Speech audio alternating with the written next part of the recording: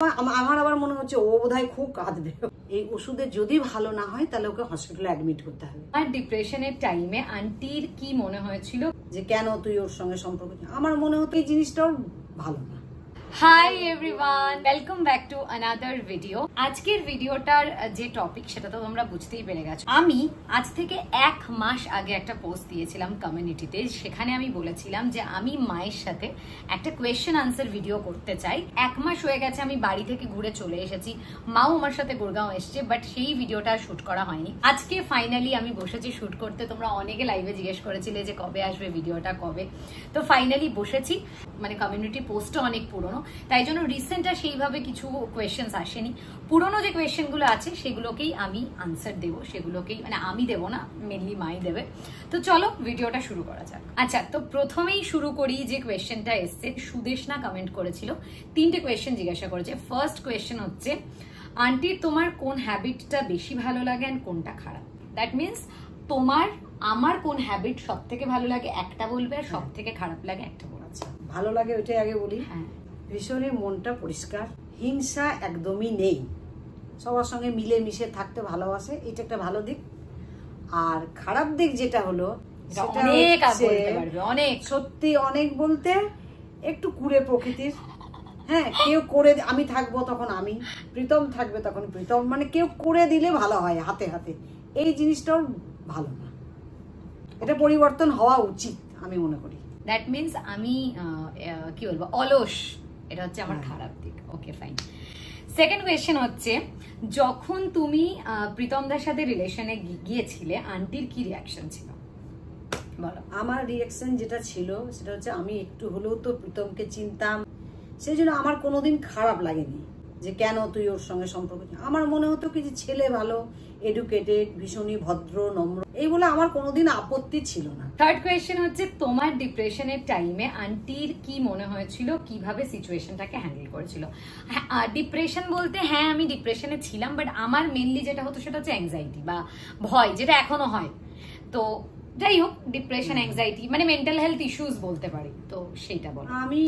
আমি তখন ওকে বলতাম এটাই যে খারাপ দিন আর ভালো দিন কোনোটাই স্থায়ী নয়, ভালোটা যেমন স্থায়ী নয়, খারাপটাও স্থায়ী নয়। ঠিক আছে, এটা একটা প্রবলেম আছে, আস্তে আস্তে আস্তে কেটে যাবে, নিজেকে তুমি কাটানোর চেষ্টা করো। তারপর আমি তো আছি, মায়ের থেকে বড় বন্ধু তো আর কেউ হয় না।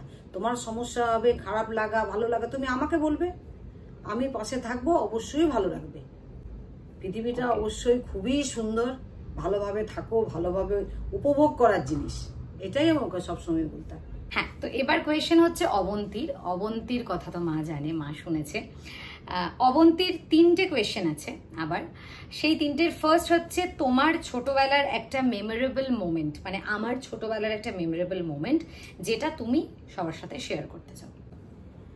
মেমোরেবল ডে বলতে, ওর ছোটবেলায় একবার খুবই শরীর খারাপ হয়েছিল, ডাক্তারের কাছে নিয়ে গিয়েছি, ডাক্তার বলেছে যে একটা ওষুধ দিলাম, এই ওষুধে যদি ভালো না হয় তাহলে ওকে হসপিটালে অ্যাডমিট করতে হবে। ওইটা শুনে মানে আমি ডাক্তারকে দেখাতে চেম্বারেই আমি কেঁদে ফেলেছি। ওইটা একটা মেমোরেবল, মানে খারাপ। হ্যাঁ, মানে মনে আছে আমাকে।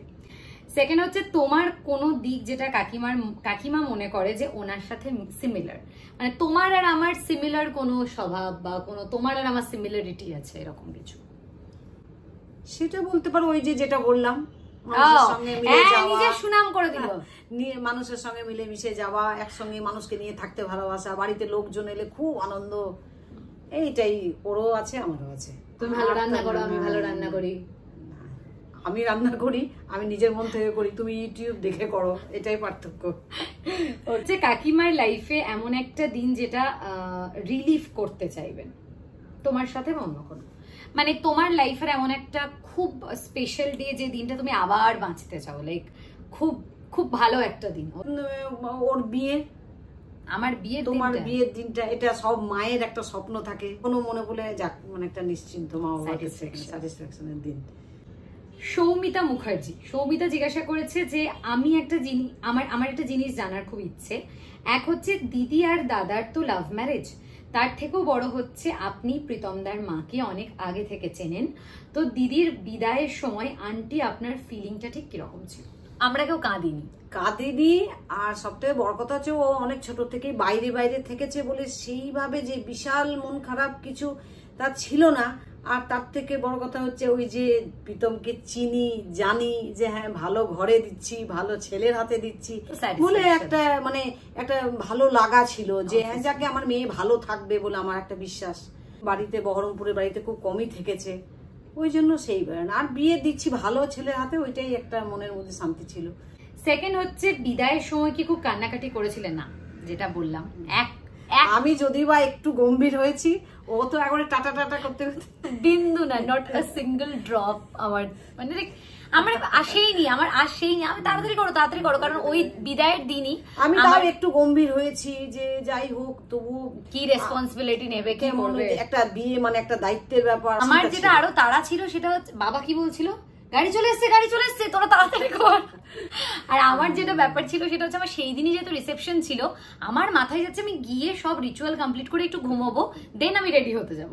তো সেই জন্য মানে সত্যি কিচ্ছু আসেনি আমাকে, লোকে কি ভাববে মন খারাপ ছিল সেইভাবে একদমই ছিল না। আমার আবার মনে হচ্ছে ও বোধহয় খুব কাঁদবে, ওর বোধহয় খুব মন খারাপ করবে, সেই দেখে আমার একটুখানি যেগুলো নিয়ম করছি মন খারাপ একটু, কিন্তু কাঁদে নেই কেউ।